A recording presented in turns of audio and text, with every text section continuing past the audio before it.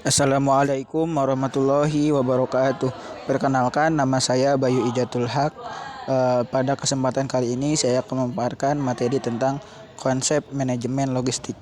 Sebelum itu, dengan nomor induk saya yaitu 28921501176. Pengertian manajemen logistik. Manajemen lebih meneliti berkaitan pada cara untuk mengelola barang melalui tindakan-tindakan perencanaan dan penentuan kebutuhan, pengadaan, penyimpanan, penyaluran, pemeliharaan, dan penghapusan untuk mencapai tujuan yang telah ditetapkan. Pengertian logistik. Logistik berasal dari bahasa Yunani kuno yaitu logistikos yang berarti terdidik atau pandai dalam memperkirakan atau berhitung. Menurut Donald J. Bowersock, logistik adalah proses pengelolaan yang strategis terhadap pemindahan dan penyimpanan strategis barang, suku cadang, dan barang dari pasar supplier di antara fasilitas-fasilitas perusahaan dan kepada para langganan. Ruang lingkup manajemen logistik. 1. Peran manajemen logistik dan pergudangan dalam kehidupan perusahaan. 1. Evolusi sistem manajemen logistik, yaitu siklus manajemen logistik, pergudangan sebagai subsistem dalam sistem logistik, objek manajemen logistik dan pergudangan, kemudian fungsi manajemen logistik dan pergudangan, terus fungsi pelayanan sistem logistik dan pergudangan, aktivitas gudang, struktur pergudangan, kemudian pemilihan lokasi gudang. Yang kedua, pemeriksaan atau pengujian barang. Di antaranya dasar pemeriksaan barang, kriteria pemeriksaan total dan sampling, kemudian penentuan ukuran sampel, kemudian selanjutnya penentuan acceptance level, kemudian pembuatan berita acara pemeriksaan barang. 3. Administrasi penerimaan barang. Prasyarat penerimaan barang, pembentukan tim penerima barang, kriteria penerima barang, sistem dan prosedur penerima barang, dokumen penerimaan barang, berita acara penerimaan sementara, berita acara penerimaan barang, penyusunan laporan transaksi barang. Rekomendasi pembayaran.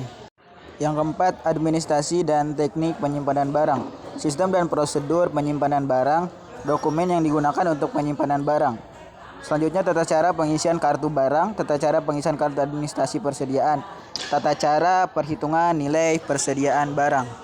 Yang kelima, teknik penyimpanan barang berukuran kecil, aktivitas unloading barang ukuran kecil, pengendalian kualitas dan kuantitas, packaging, identifikasi produk, teknik penyimpanan dan pelayanan pelanggan, pengendalian persediaan, automatic identification method. Nomor 6, pengelolaan barang yang disimpan menggunakan karton. Kemudian manfaat penyimpanan barang menggunakan karton, order fill methods, kemudian teknik pengaturan penyimpanan menggunakan karton, identifikasi posisi karton dan palet. 7. Akuntansi persediaan.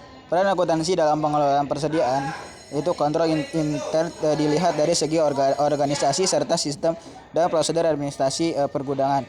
Perhitungan biaya material dengan metode FIFO, LIFO, dan effort. Kemudian laporan persediaan yang diperlukan akuntansi.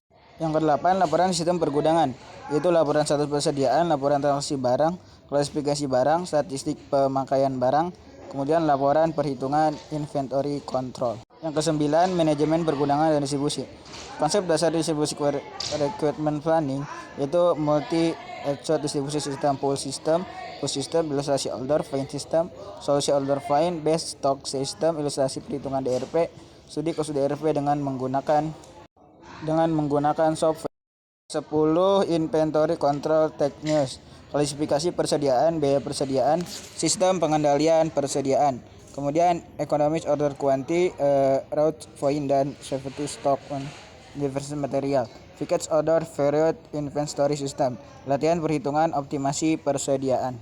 Yang ke-11, inventaris dan auditing persediaan. Manfaat inventaris persediaan, teknik inventaris persediaan, inventaris total dan inventaris sebagian, laporan hasil investasi. Yang ke-12, sistem informasi dan komputerisasi sistem manajemen pergudangan. Perbedaan data dan informasi pergudangan, apa yang dimaksud dengan sistem informasi manajemen, pembentukan master file kodifikasi barang, pembentukan master file persediaan di gudang, penentuan kode lokasi barang, teknik pencatatan transaksi barang. Adapun fungsi manajemen logistik: 1. Perencanaan dan penentuan kebutuhan. 2. Penganggaran. 3. Pengadapan. Yang keempat, penyimpanan dan penyaluran. Yang kelima adalah pemeliharaan, kemudian penghapusan, kemudian yang terakhir adalah pengendalian. Adapun untuk jenis-jenis barang dalam manajemen logistik, yang pertama adalah barang konsumsi, barang yang dihasilkan perusahaan untuk kepentingan konsumen akhir. Misalkan dari produsen ke konsumen, produsen pengecer konsumen, dan seterusnya. Kemudian yang kedua adalah barang industri, suatu barang yang dihasilkan perusahaan untuk kepentingan atau kegiatan industri. Misalkan dari produsen ke pemakai industri, produsen kemudian distributor industri, dan selanjutnya pemakaian industri dan seterusnya. Asas-asas manajemen logistik: keahlian, kreativitas, ketelitian, keterlibatan, dan kedisiplinan, kualitas pelayanan, kesempurnaan watak, efektivitas, kemudian efisiensi. Adapun untuk logistik system di sini dari value advent University Law, kemudian ke customer physical distribution, kemudian manufacturing support, purchasing, supplier. Adapun bisa juga dari recruitment, information flow. Adapun untuk aktivitas logistik yaitu transportasi, inventarisasi, komunikasi, penempatan lokasi fasilitas, dan pengurusan dan penyimpanan. Jadi sehingga apa sih yang bisa menjadi misi logistik? Yang pertama itu ruang lingkup aktivitas logistik meliputi segala sesuatu yang memindahkan ke dari dan difasilitasi fasilitas perusahaan. Kemudian tujuan logistik adalah menyampaikan barang jadi dan bermacam-macam material dalam jumlah yang tepat pada waktu yang dibutuhkan dan dengan total biaya yang minimal. Pelayanan logistik adalah aktivitas yang paling berkaitan yang dilakukan oleh anggota saluran pasokan untuk memastikan bahwa produk yang tepat ditempatkan pada tempat dan waktu yang tepat. Dalam tujuan memenuhi kepuasan pelanggan dibutuhkan biaya-biaya selain biaya yang timbul karena faktor-faktor saluran pasokan. Seorang manajer logistik harus bisa memperkirakan hubungan antar biaya yang terjadi untuk menghindari peningkatan biaya yang akhirnya memberikan masalah baru dalam pasokan. Ya, mungkin cukup sekian pemaparan materi tentang sistem manajemen logistik. Mohon maaf apabila ada salah-salah kata. Saya Bayi Jatul Haq. Wabillahi taufiq wal hidayah. Wassalamualaikum warahmatullahi wabarakatuh.